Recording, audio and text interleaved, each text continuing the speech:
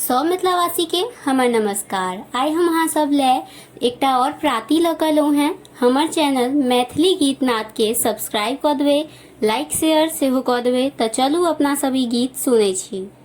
बाट सुंदर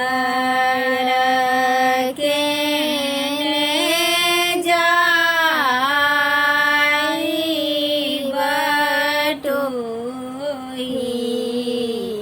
बाट सुंदर केने जाई किनकर दो हे सुंदर बटोही